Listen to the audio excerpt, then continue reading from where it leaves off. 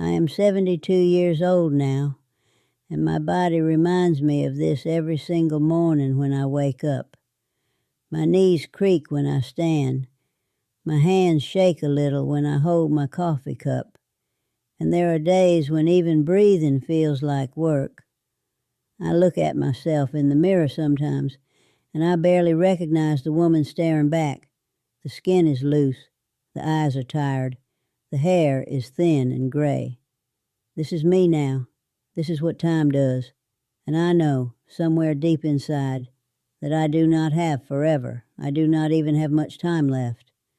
Maybe a few years, maybe less. And that knowledge sits heavy in my chest every day. A few months ago, I went to see my doctor. It was supposed to be a routine visit, nothing special, just a checkup to make sure I was still holding together. I've been going to the same doctor for almost 15 years now. A kind woman with a soft voice and a way of looking at you that makes you feel like she actually cares. I trust her, or at least I used to think I did. She went through the usual questions, asked me how I was feeling, checked my blood pressure, listened to my heart. Everything seemed fine, normal. And then she sat down across from me, folded her hands on her desk, and looked at me with that serious expression doctors get when they're about to tell you something they think you need to hear. She said I needed to get 3 tests done: a mammogram, a colonoscopy, and a bone density scan. She said it was standard for someone my age, that it was important, that these tests could catch things early, save my life maybe.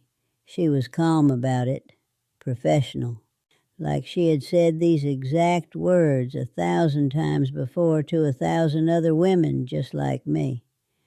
And I sat there, nodding along at first, because that is what you do when a doctor tells you something. You nod, you agree. You do what they say because they are the expert and you are just the patient. But something inside me resisted. I felt it rising up, this quiet refusal, this voice that said no. I did not say it out loud right away. I just sat there, feeling my heartbeat in my throat, feeling the weight of my own body in that chair, and I thought about what she was asking me to do. 3 tests, 3 procedures, hours of my time, discomfort, anxiety, waiting for results, worrying about what they might find. And for what? So I could maybe live a little longer? So I could catch some disease early and spend the last years of my life fighting it, going through treatments, losing what little strength I have left? I looked at her, and I said quietly, I do not think I want to do those tests. She blinked, surprised. She leaned forward a little, her face softening, and she started to explain again, slower this time, like maybe I had not understood. She talked about early detection, about survival rates, about how these tests were simple, routine, nothing to be afraid of. She said it gently, but I could hear the insistence underneath. She wanted me to agree. She expected me to agree. That is what responsible patients do. They listen to their doctors. They take care of themselves. They do the tests. But I shook my head. I said no. And saying that word, that simple word, felt like the first honest thing I had said in a long time. I told her I appreciated her concern. I really did. But I did not want to spend whatever time I have left chasing down every possible problem my body might develop. I did not want to live in fear of test results. I did not want to turn my final years into a medical project.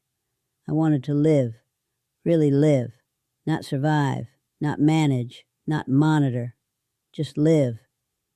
She looked at me like I was making a mistake. Maybe I was. I do not know. But I left that office feeling lighter than I had in years. I walked out into the sunlight, and I felt the warmth on my face, and I thought, This is mine. This moment, this breath, this choice. And I realized something that day, something I had forgotten somewhere along the way.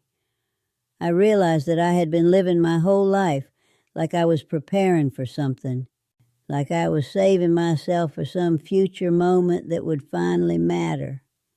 I had spent decades doing what I was supposed to do, following the rules, being responsible, being careful, being good.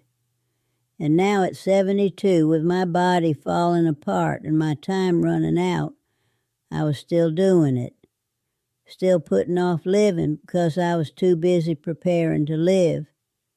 I grew up in a small town where everyone knew everyone and expectations were clear. You went to school, you got married, you had children, you kept a clean house, you went to church, you smiled and nodded and did not make waves. That was the script, and I followed it. I married young, a man my parents approved of, a man who was steady and reliable and not particularly affectionate. We had 3 children. I stayed home and raised them while he worked. I cooked and cleaned and made sure everyone had what they needed. I was a good wife, a good mother. I did everything right, and I was miserable. Not all the time. There were moments of joy, of course, watching my children grow, hearing them laugh, holding them when they cried. Those moments were real. But underneath it all was this constant hum of something missing, something unfulfilled, something I could not name but felt every single day. I told myself it was normal, that this was just what life was, that everyone felt this way, that happiness was not the point, responsibility was the point, duty was the point. And so I kept going, day after day, year after year, waiting for the feeling to pass, waiting to feel satisfied, waiting to feel like I had done enough. My husband died 8 years ago. Heart attack. Sudden. He was there one day and gone the next. And I remember standing at his funeral, listening to people say kind things about him and feeling nothing. Not sadness. Not relief. Just nothing.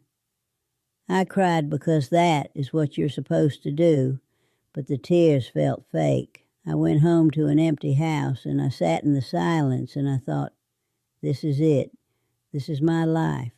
I spent 40 years with a man I never really loved, and now he is gone, and I am still here, and I have nothing. I wasted it. I wasted all of it. After he died, something broke open inside me. Not right away. It took time, but slowly, bit by bit, I started to realize that I had choices, that I always had choices, that I had just been too scared to make them.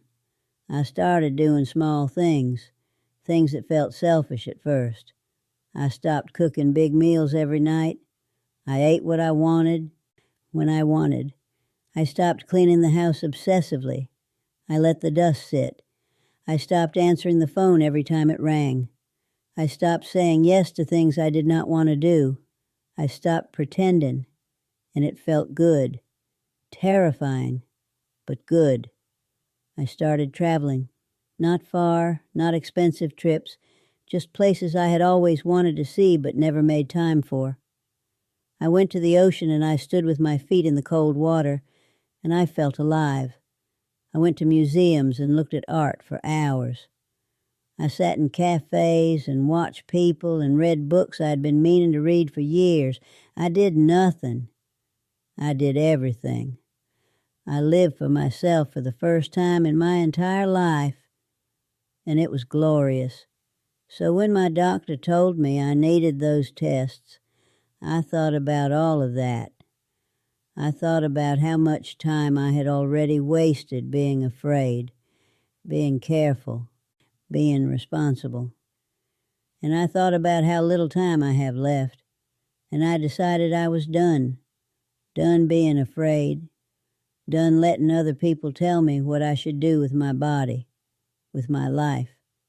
I do not want to die in a hospital bed, hooked up to machines, fighting a disease I never asked for. I want to die having lived, really lived. And if that means I miss something, if that means I do not catch some cancer early, if that means I die sooner than I might have otherwise, then so be it. I would rather have 1 year of real life than 10 years of fear. I know that sounds dramatic. I know some people will think I am being reckless, irresponsible, maybe even stupid. But I don't care. I really don't. Because I am the one living this life. I am the one in this body. I am the one who will die. And I get to decide what matters. Not my doctor. Not my children. Not anyone else. Me. And what matters to me now at the end is not how long I live. It is how alive I feel while I am still here. If you're reading this and you're younger than I am, maybe you think you have time. Maybe you think you will start living later, when things settle down, when you have more money, when the kids are grown, when you retire. When. But let me tell you something. There is no later. There is only now. And if you keep waiting, you will wake up one day and realize you missed it. You missed your whole life because you were too busy preparing for it. I wish someone had told me that when I was younger.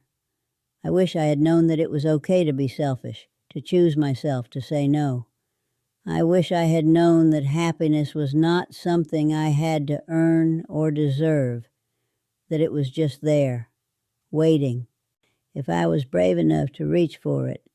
But no one told me, and so I learned it too late, or maybe not too late, maybe just in time, because I am living now, really living, and I am not stopping for anyone.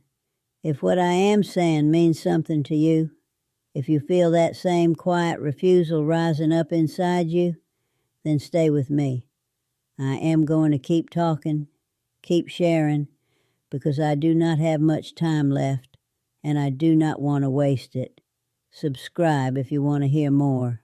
This is not a sales pitch. This is just me, an old woman with a tired body and a lot to say, asking you to walk with me for a little while longer. I refused those tests, and I walked out of that office, and I felt something I had not felt in years. Freedom. Real freedom. Not the kind you read about in books or see in movies, but the kind that sits in your bones and makes you stand a little straighter, even when your back hurts. I felt like I had taken my life back from all the people who had been holding pieces of it without my permission. My doctor, my children, society, all those voices telling me what I should do, what was best for me, what a woman my age was supposed to care about. I silenced all of them that day, and the silence that was left was mine.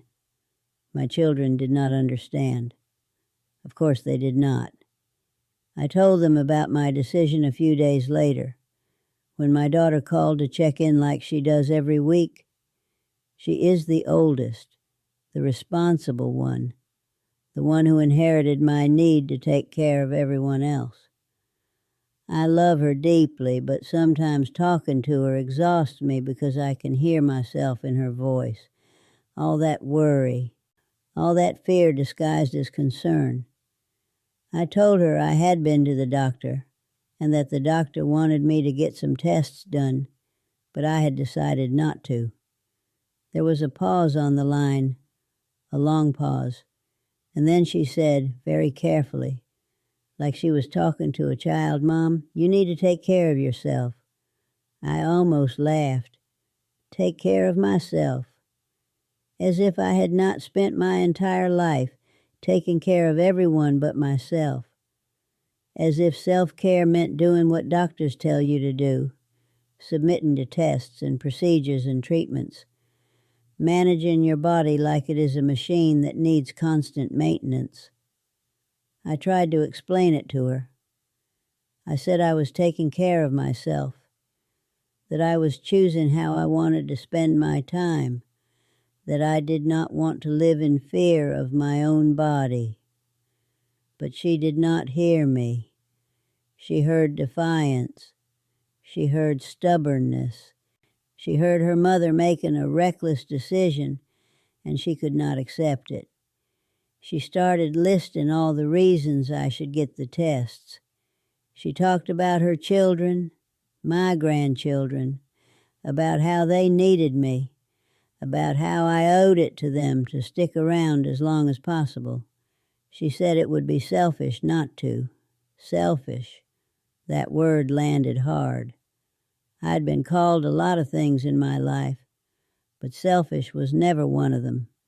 I was the woman who put everyone else first, who sacrificed, who gave and gave until there was nothing left. And now, finally, when I was choosing myself, when I was claiming the tiny amount of time I have left, I was selfish. I did not argue with her. There was no point. She could not understand because she is still in the middle of it, still living that life I lived, still believing that if she just does everything right, if she just takes care of everyone, if she just follows all the rules, then everything will be okay. She has not learned yet that it does not work that way, that you can do everything right and still end up empty, that you can spend your whole life being good and wake up one day and realize you do not even know who you are. I told her I loved her. I told her I understood she was worried. And then I told her this was my decision, and I needed her to respect it. She said she would try. But I could hear in her voice that she would not, that she would keep pushing, keep trying to convince me, keep treating me like I did not know my own mind. And maybe that is my fault. Maybe I taught her that. Maybe I showed her through my own life that women do not get to choose, that we exist to serve, that our bodies and our time belong to everyone but ourselves. My son was different. He's the middle child, quieter, less involved. When I told him, he just said okay. He asked if I was sure, and I said yes, and he said okay again. I think he understood, or at least he did not try to change my mind. He has always been like that, more comfortable with silence, with letting people make their own mistakes, or maybe he just did not care as much. I do not know. We are not as close as I wish we were. That is another regret I carry. I was so focused on being a good mother, on doing all the right things, that I forgot to actually know my children, to let them know me. We became roles to each other instead of people. My youngest, my other daughter, she cried. She called me a few days after my oldest told her, and she cried on the phone and said she did not want to lose me. And that broke my heart because I knew what she meant. She had already lost her father. Losing me, too, felt unbearable to her. But I'm going to die either way. Those tests are not going to change that. They might buy me a little more time, or they might not. They might find something that would kill me slowly, painfully, stealing away my dignity and my strength piece by piece. Or they might find nothing, and I would have spent weeks worrying for nothing. Either way, I am dying. We all are. The only question is how we live in the meantime. I told her that. I said, sweetheart, I am going to die. Maybe tomorrow, maybe in 5 years, but it is going to happen. And I do not want to spend whatever time I have left being poked and prodded and scanned and analyzed. I want to spend it with you. I want to take you to lunch and hear about your life. I want to hold your hand. I want to laugh with you. I want to be your mother, not a patient. She did not stop crying, but I think she heard me. I think she understood, even if she did not agree. After those conversations, I felt tired. Tired in a way that had nothing to do with my body. Tired of explaining myself. Tired of defending my choices. Tired of being responsible for how other people felt about my life. I sat in my living room, in the chair by the window where the afternoon light comes in warm and golden, and I thought about all the years I spent worrying about what other people thought, all the decisions I made based on fear of judgment, fear of disapproval, fear of being seen as selfish or difficult or wrong. And I wondered what my life would have been like if I had just done what I wanted from the beginning. I think about my marriage a lot. I think about the man I loved before I met my husband. His name was Daniel, and he was everything my husband was not. He was warm and funny and unpredictable. He made me laugh so hard I could barely breathe. He looked at me like I was the most interesting person in the world. We met when I was 19 at a friend's party, and we fell in love fast and hard and completely. We talked about running away together, about moving to a city neither of us had ever been to and starting over, building a life that was ours and no one else's. But my parents did not approve.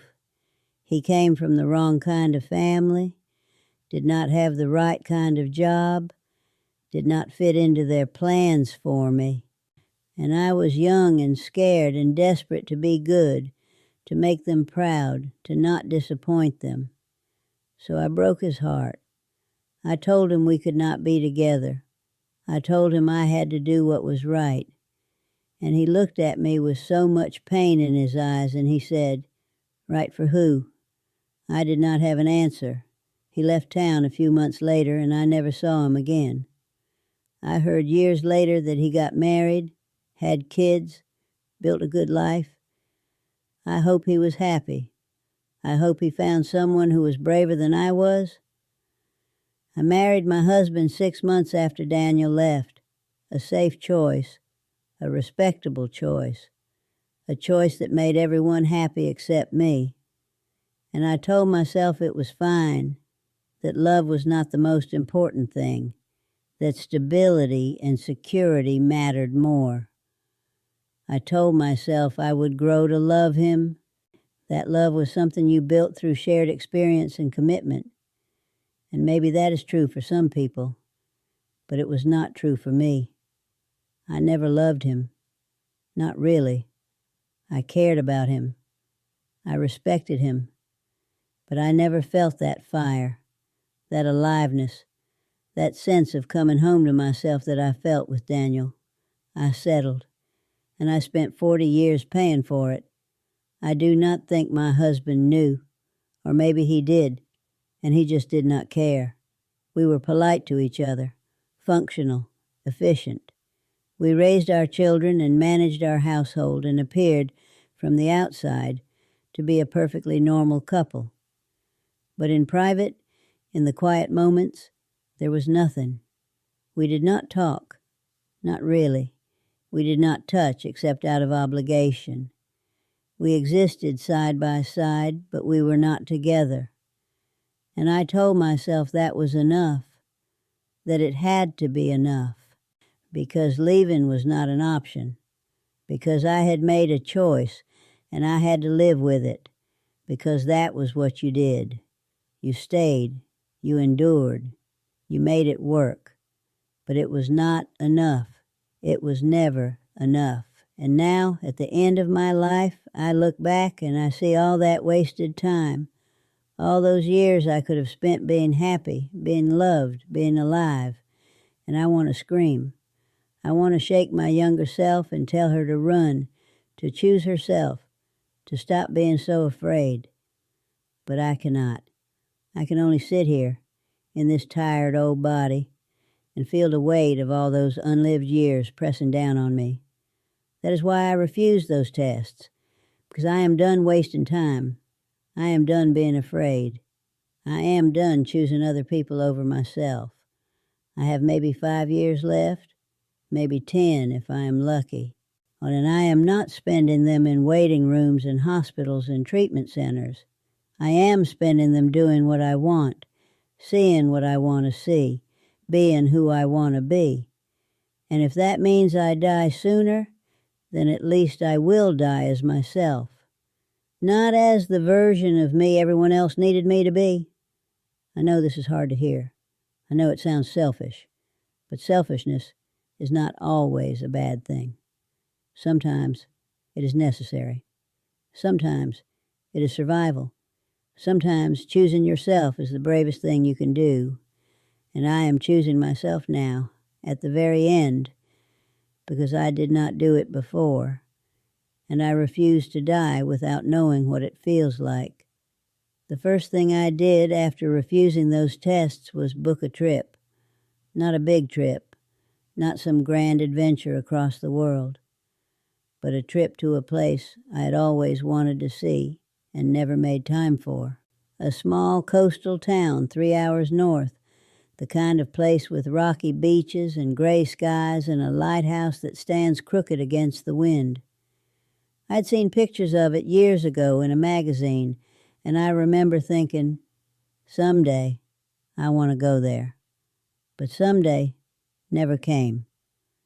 There was always something more important, something more urgent, someone who needed me more than I needed that trip.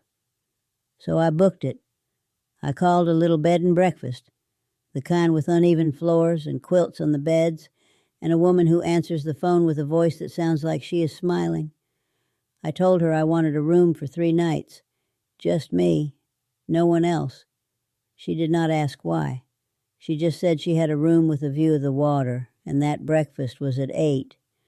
But if I wanted to sleep in, she could leave something out for me. I thanked her and hung up and sat there, feeling like I had just done something radical, something dangerous, something completely outside the boundaries of who I was supposed to be. I went the following week. I packed a small bag, just enough clothes for 3 days, a book I'd been meaning to read, a notebook I was not sure I would use. I did not tell my children I was going. I knew they would worry, ask too many questions, try to talk me out of it or insist on coming with me. And I did not want that. I wanted to be alone. I wanted to be anonymous. I wanted to be no one's mother, no one's responsibility, no one's burden. I wanted to just be. The drive was long, but I did not mind. I rolled the windows down and let the wind blow through the car. And I listened to music I had not listened to in decades. It's songs from when I was young and still believed my life could be anything I wanted it to be. I sang along, badly, off key, and I didn't care. There was no one there to hear me, no one to judge me. Just me and the road and the sky stretching out wide and blue and endless. When I arrived, the sun was setting and the air smelled like salt and seaweed and something old, something that had been there long before me and would be there long after I was gone. I checked into the bed and breakfast, and the woman who owned it was exactly as I imagined, soft and round and kind, the kind of person who makes you feel welcome without trying.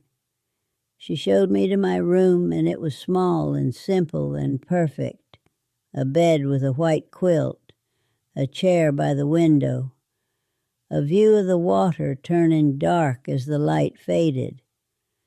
I sat in that chair and I cried. Not sad tears, or relief tears. Tears that came from some deep place I did not know was still inside me. I stayed in that room for a long time. Just sitting, just breathing, just being. I did not turn on the television. I did not check my phone. I just sat and watched the water and let the silence fill me up. And it felt like coming home, like I had been wandering lost for 72 years, and finally, I had found the place I was supposed to be. Not a physical place, not that town or that room, but a place inside myself, a place of stillness and peace and acceptance, a place where I did not have to be anything other than what I was. The next morning I woke early and walked down to the beach. My knees ached and my back hurt, and every step felt like effort, but I did not care. I wanted to feel the sand under my feet. I wanted to hear the waves, and I wanted to stand at the edge of the world and know that I was alive. The beach was empty, except for a few seagulls, and the wind was cold and sharp. And I stood there with my arms wrapped around myself, and I felt more present, more real than I had felt in years. I thought about Daniel. I had not let myself think about him in a long time, had buried those memories so deep I almost convinced myself they did not matter. But standing there on that beach, alone, with nothing but the sound of the water and the cry of the gulls, I let myself remember. I remembered the way he looked at me. I remembered the way he made me laugh. I remembered the way it felt to be loved like that, completely, without hesitation, without conditions. And I let myself feel the grief of losing him, of losing that version of myself who was brave enough to love him back. I cried again, stood there on that empty beach at 72 years old and cried like a child, cried for the girl I was, for the woman I could have been, for all the years I spent pretending I did not want more than I had. And when I was done crying, I felt lighter, not happy, not fixed, but lighter, like I had been carrying something heavy for so long I forgot it was there, and now, finally, I had set it down. I spent 3 days in that town, and I did nothing. I walked on the beach. I sat in cafes and drank coffee and watched people. I read my book. I wrote in my notebook. Just small things, thoughts that came to me, memories I wanted to hold on to. I ate meals alone and enjoyed them. I went to bed early and slept deeply and woke without an alarm. I existed without purpose, without agenda, without anyone needing anything from me. And it was the most alive I had felt in my entire life. On my last morning there, I went back to the beach one more time.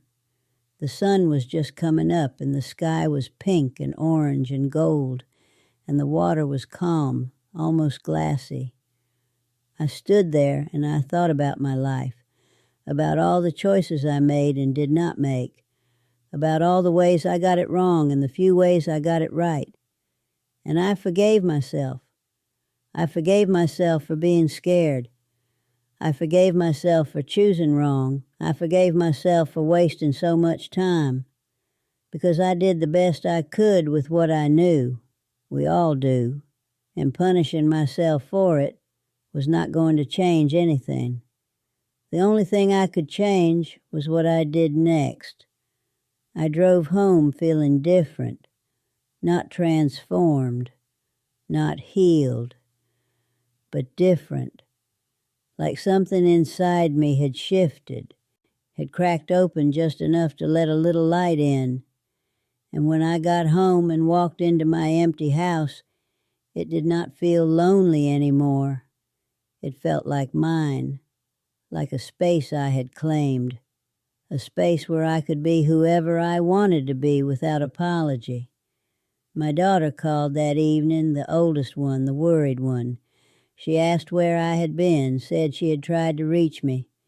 I told her I took a trip. She was quiet for a moment, and then she said, "You did not tell me?" And I said, "No, I did not." She did not know what to say to that.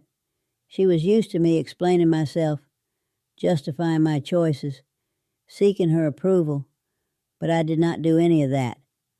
I just let the silence sit there between us until she finally said, "Well, I am glad you are home safe." I said, "Thank you," and we hung up. I know she was hurt. I know she felt shut out. But I cannot live my life trying to manage everyone else's feelings anymore. I do not have the energy for it. I do not have the time. And more than that, I do not want to. I want to be honest. I want to be real. I want to have relationships where I'm allowed to be myself, even if that self is imperfect, even if that self makes choices other people do not understand. And if that means my relationships change, if that means some people pull away, then that is what happens. I would rather be alone and authentic than surrounded and pretending. I started saying no more often after that trip. Small things at first. My daughter asked me to babysit my grandchildren, and I said no, I had other plans. I did not. I just did not want to. A neighbor asked me to volunteer for something at church, and I said no. A friend invited me to a party, and I said no. Every no felt like a tiny rebellion, a small act of claiming my life back.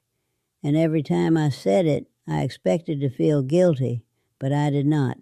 I felt free. I also started saying yes to things I had always wanted to do but never allowed myself. I took a painting class even though I have no talent for it. I joined a book club at the library.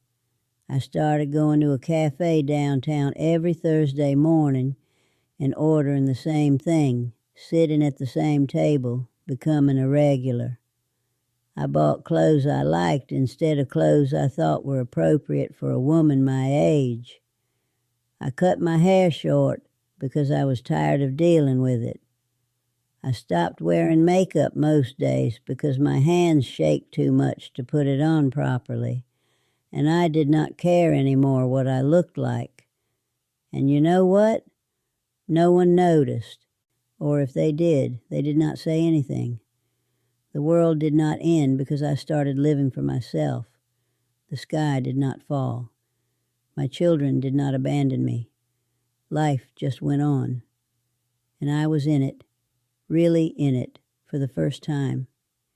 If you have been living your life for other people, if you have been saying yes when you mean no, if you have been waiting for permission to choose yourself, I want you to know something.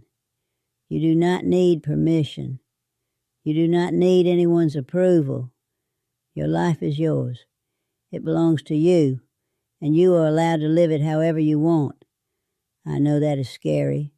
I know it feels selfish, but it is not. It is just honest.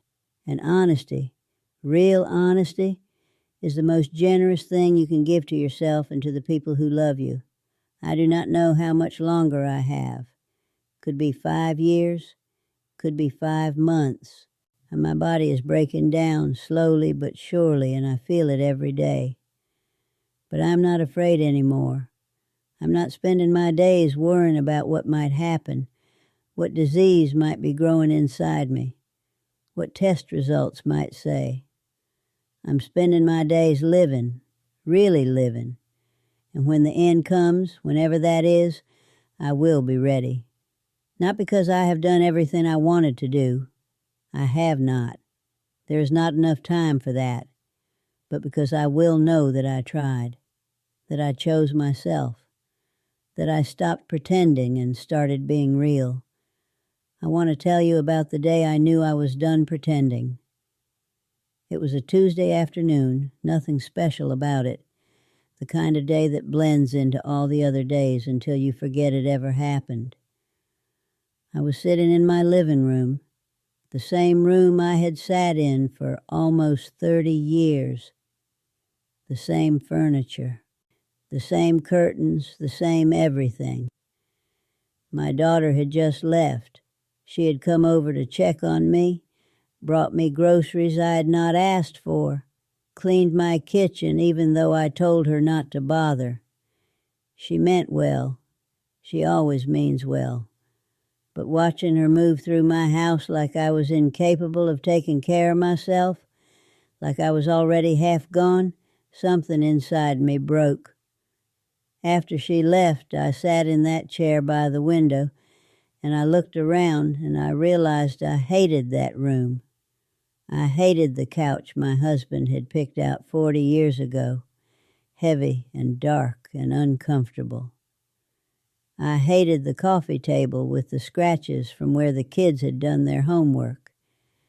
I hated the paintings on the walls that I had never liked but hung anyway because they came from relatives and it would have been rude not to display them. I hated all of it. This was supposed to be my home, but it did not feel like mine. It felt like a museum of a life I never wanted, a monument to compromises I never should have made. So I changed it. Not all at once. I did not have the energy for that. But piece by piece, room by room, I started getting rid of things. I donated the couch. I threw away the coffee table. I took down the paintings and put them in the garage. I bought new things, small things, things I actually liked. A soft blue chair that fits my body. A lamp with warm light. Plants, even though I am terrible at keeping them alive, because I like the way they look, the way they make the room feel less dead. I repainted the walls a color my husband would have hated, a pale yellow that makes the room feel like sunlight even on gray days. My children thought I was losing my mind. And my daughter came over and saw the changes, and she got that look on her face, that worried look, and she said, "Mom, why are you doing this?" As if wanting to live in a space that felt like mine was evidence of decline, evidence that I could not be trusted to make my own decisions. I told her I was redecorating. She said, "But you have never cared about decorating before." And I said, that is exactly the point. I never cared because I never let myself care. I spent my whole life living in spaces other people created, following rules other people made, being who other people needed me to be. And I am done. She did not understand. She left, upset. And I felt bad about that, but not bad enough to change anything. Because this is my house. This is my life. And if I want to spend my last few years living in a space that makes me happy, then that is what I am going to do. I do not need anyone's permission. I do not need anyone's approval. I just need to be brave enough to choose myself over and over, even when it makes other people uncomfortable. I think about death a lot now, not in a morbid way, not with fear, just with awareness, with acceptance. I know it is coming. I can feel it sometimes, in the way my body struggles to do things that used to be easy, in the way I forget words I've known my whole life, in the way I wake up some mornings and it takes me a moment to remember where I am, who I am. My body is giving out. That is just the truth.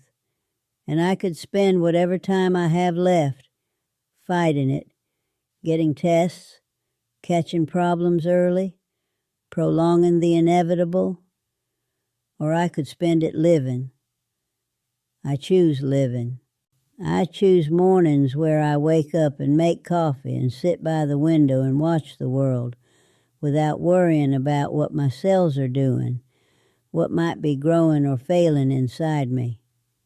I choose afternoons where I read or walk or do nothing at all.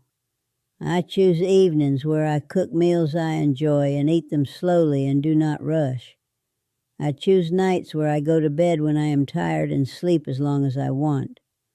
I choose a life that is mine, small and simple and imperfect, but mine. Last month I did something I never thought I would do. I wrote Daniel a letter. I do not know if he is still alive. I do not know if he still lives in the same place, if the address I found online is even current. But I wrote to him anyway. I told him I was sorry. I told him I thought about him often, that I never stopped thinking about him, that choosing someone else was the biggest mistake of my life.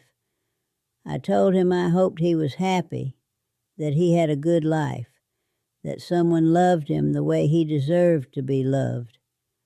I told him I wished I had been braver, that I wished I had chosen love over fear, that I wished I had chosen him. I mailed the letter 3 weeks ago. I do not expect a response. He probably never got it. Or if he did, he probably threw it away. Or maybe he is dead and someone else opened it and wondered who this old woman was, writing love letters to a man who no longer exists. It does not matter. I did not write it for him. I wrote it for me, because I needed to say it. I needed to speak that truth out loud, to stop carrying it inside me like a stone. And now it is done. It is out there in the world, and I am lighter for it. And I've been thinking about what I want my last words to be. Not the actual last words I say before I die. I will probably be too out of it to control that. But the last words I want to leave behind for the people who knew me. I do not want them to remember me as the woman who was always tired, always worried, always trying to please everyone. I do not want them to remember the version of me who lived in fear, who made all the safe choices, who died without ever really living. I want them to remember this version, the version who finally figured it out, the version who chose herself, the version who was honest, even when it was hard, even when it hurt, even when it made people uncomfortable. I want them to know that it is never too late, that even at 72, even with a body that is falling apart, even with more years behind you than ahead of you, you can still change. You can still choose differently. You can still become who you were always meant to be. It is not easy. It is terrifying, actually. But it is worth it. God, it is worth it.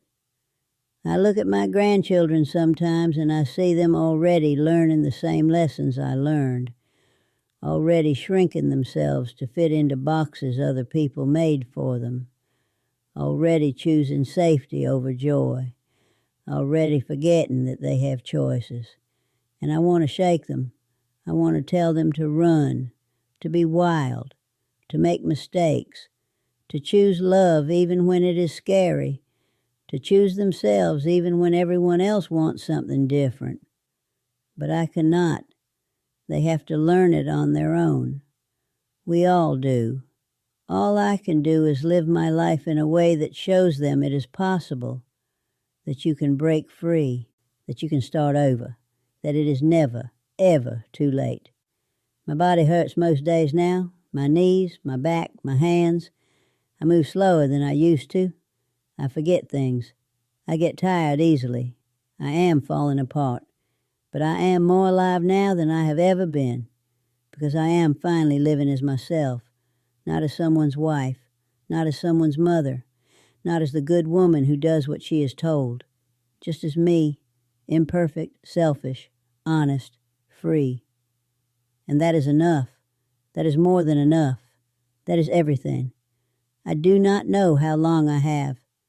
Could be years, could be days, but however much time is left, it is mine.